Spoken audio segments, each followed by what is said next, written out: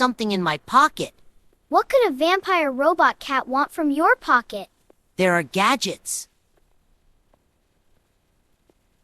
in here that should never fall into the wrong hands. Secret gadgets that even I don't fully understand. Gadgets that were sealed, weather sealed away by the 22nd century government because they were too powerful, too dangerous, too chaotic. A cold wind blew through the neighborhood, carrying leaves and an undeniable sense of foreboding. And then Gian ruined the moment by asking, Can we still eat the cookies, though? Yes, Gian. and his voice continues seamlessly into the next scene. Eat the cookies. The afternoon continued with the group trying to maintain normalcy while Doraemon remained on high alert. Every shadow seemed suspicious. Every rustle of leaves could be an approaching threat.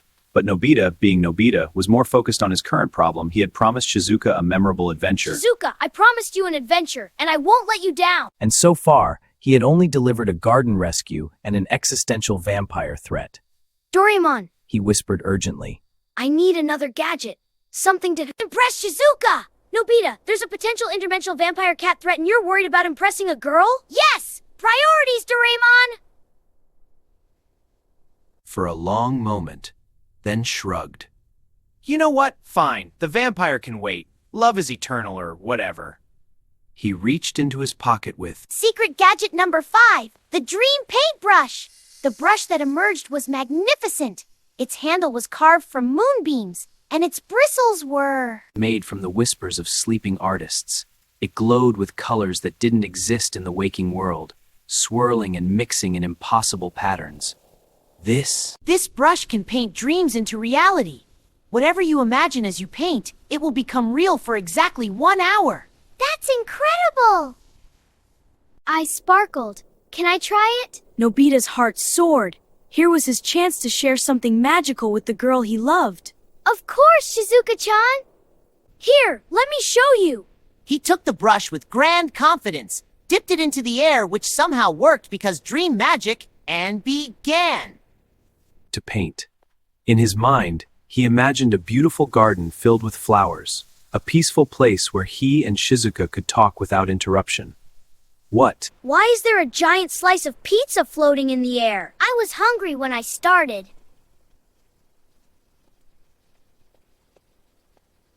Painting! And why are the flowers screaming? I was nervous and thought about my greatest fears. Nobita, the pizza is chasing Gian! Indeed, the giant Pizza Slice had developed legs and was pursuing Gian down the street with predatory intent. The screaming flowers had formed a choir and were performing what could only be described as botanical death metal.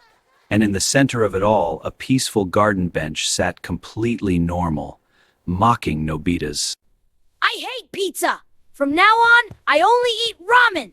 The pizza can hear you!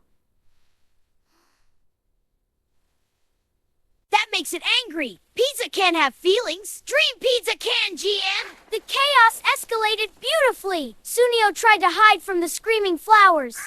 by climbing a nearby tree, only to discover that Nobita had accidentally painted the tree with the concept of betrayal, and it promptly dumped him.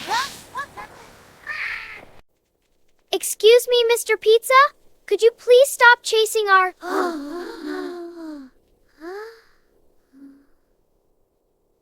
friend?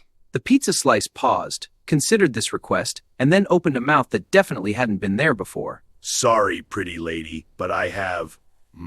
A purpose now. The large boy insulted my kind. He must pay. He did me not to Doraemon! Fix this! He must pay.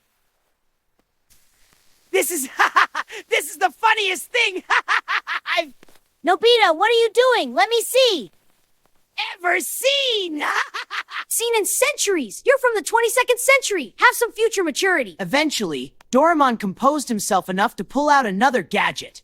Secret gadget number 6, the reality eraser! It looked exactly like a regular pink eraser, except it glowed with existential dread and had a warning label that simply...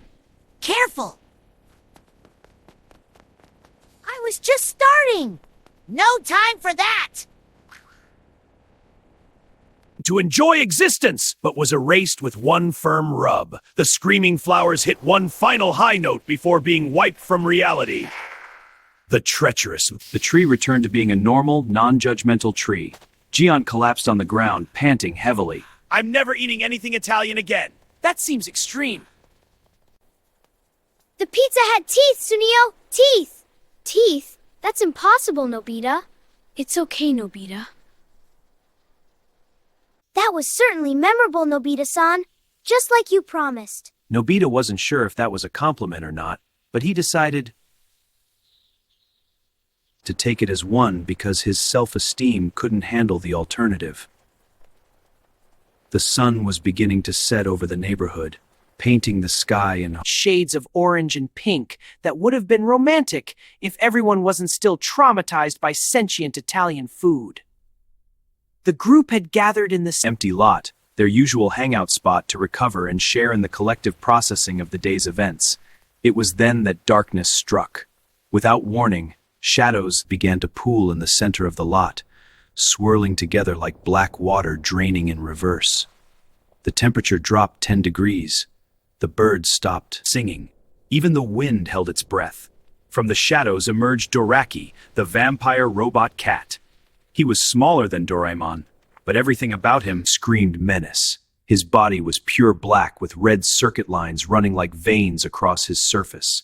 His eyes glowed crimson, his ears were pointed and sharp as blades, and when he smiled, his fangs gleamed with metallic hunger.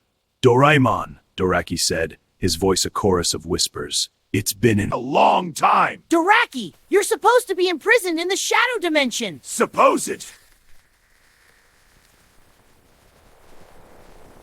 To be, yes, but shadows have a way of slipping through cracks. I've come for the 7 sealed gadgets.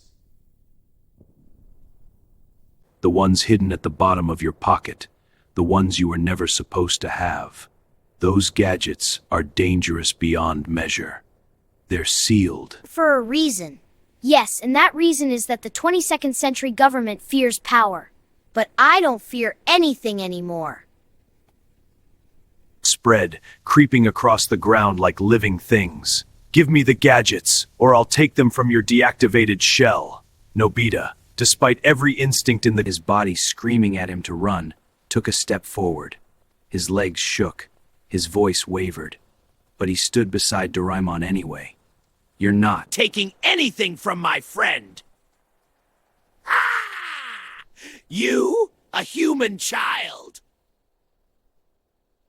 With no power, no talent, no exceptional abilities whatsoever? You're going to stop me? Maybe I don't have powers, but I have something you don't. And what's that? Shizuka with her kind heart, Gian with his ridiculous strength, Suneo with his... Well, Sunio was mostly just there, but he counted. Friends, There was a pause. that's the most cliché thing I've ever heard. It's still true, though. I used the distraction. His arm plunged into my pocket with desperate speed, rummaging past everyday gadgets, past the semi-useful items. Past the things he had forgotten about, diving deep into the sacred depths where the truly powerful devices slept. Secret gadget number 7! The Friendship Fortress Generator. What emerged was a small cube covered in symbols of hearts, handshakes, and inexplicably, a high-five emoji. Doraemon slammed it onto The ground, and immediately, a brilliant dome of golden light erupted around the group. Doraki's shadows slammed against the barrier and recoiled, shrieking in what a friendship-powered force field? How disgustingly sentimental! The power of friendship is a recognized scientific force in the 22nd century. There are peer-reviewed studies. Inside the protective dome, the group huddled together. The golden light was warm and comforting. What do we do?